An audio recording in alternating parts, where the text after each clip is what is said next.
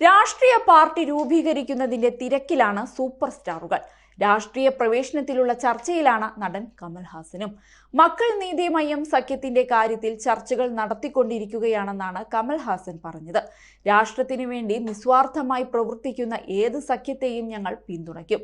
എന്നാൽ മാടമ്പി രാഷ്ട്രീയം കളിക്കുന്ന ഒരു പാർട്ടിയെയും പിന്തുണയ്ക്കില്ലെന്നും ഇതുവരെ ഇന്ത്യ സഖ്യത്തിന്റെ ഭാഗമായിട്ടില്ല എന്നും കമൽഹാസൻ വ്യക്തമാക്കുന്നുണ്ട്. പാർട്ടിയുടെ 7ാം വാർഷികാഘോഷങ്ങൾക്കിടെയാണ് കമൽഹാസൻ നിലപാട് വ്യക്തമാക്കിയിരിക്കുന്നത്. അതേസമയം നടൻ വിജയ് രാഷ്ട്രീയത്തിലേക്ക് ഇറങ്ങിയതിനെയും അദ്ദേഹം സ്വാഗതം ചെയ്തു. പാർട്ടി രാഷ്ട്രീയത്തെ മാറ്റി നിർത്തി രാഷ്ട്രത്തെക്കുറിച്ച് ചിന്തിക്കേണ്ട സമയമാണിത്. അത്തരത്തിൽ ചിന്തിക്കുന്നവരുമായി ചേരാൻ MNM-ന് താല്പര്യമുണ്ടെന്നാണ് കമൽഹാസൻ പറഞ്ഞത്. കമൽഹാസന്റെ MNM MK സ്റ്റാലിന്റെ DMK-യുമായി സഖ്യമുണ്ടാക്കുമെന്ന അഭ്യൂഹം ശക്തമാണ്. DMK-യുമായി സജീവ ചർച്ചകളിലാണ് കമൽഹാസൻ. 2019 ലോക്സഭാ തെരഞ്ഞെടുപ്പിൽ കമൽഹാസന്റെ പാർട്ടി മത്സരിച്ചിരുന്നുവെങ്കിലും കാര്യമായ ചലനമുണ്ടാക്കാൻ അന്ന് സാധിച്ചിരുന്നില്ല.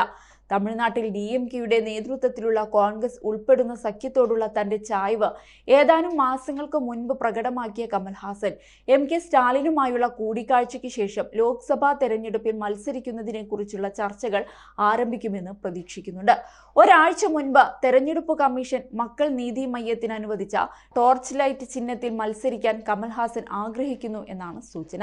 നേരത്തെ ഭാരത് ജോഡോ യാത്രയിൽ രാഹുൽ ഗാന്ധിക്കൊപ്പം കമൽഹാസനും ചേർന്നിരുന്നു. തുടർന്ന് കോൺഗ്രസ് നേതാവുമായി ഒരു അഭിമുഖവും അദ്ദേഹം നടത്തുകയുണ്ടായി.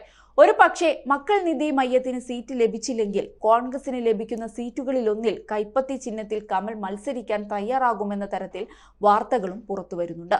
കഴിഞ്ഞ തവണ 10 സീറ്റുകളിൽ മത്സരിച്ച് 9 ജയിച്ച കോൺഗ്രസിന് ഇത്തവണ 9 സീറ്റ് DMK അനുവദിക്കുമെന്നാണ് വിലയിരുത്തപ്പെടുന്നത്.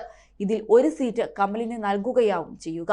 എന്നാൽ തമിഴ്നാട് PCC അധ്യക്ഷൻ ഈ വാർത്തകൾ ശരിവെക്കാൻ തയ്യാറായിട്ടുമില്ല. പുതുതായി നിയമിതനായ തമിഴ്നാട് കോൺഗ്രസ് കമ്മിറ്റി അധ്യക്ഷൻ K. സെൽവ പെരുന്തകൈയോട് കമൽഹാസന് സീറ്റ് നൽകുന്നതിനെ നിങ്ങളുടെ പാർട്ടി അനുകൂലിക്കുന്നുണ്ടോ എന്ന മാധ്യമപ്രവർത്തകരുടെ ചോദ്യത്തിന് അത് ശുദ്ധമായ മാധ്യമ ഊഹാപോഹമാണെന്നും ഇക്കാര്യത്തിൽ MNM നേതാവ് തിരിച്ചെത്തിയ ശേഷം തീരുമാനമെടുക്കുമെന്നുമായിരുന്നു അദ്ദേഹം അന്ന് പറഞ്ഞിരുന്നത്.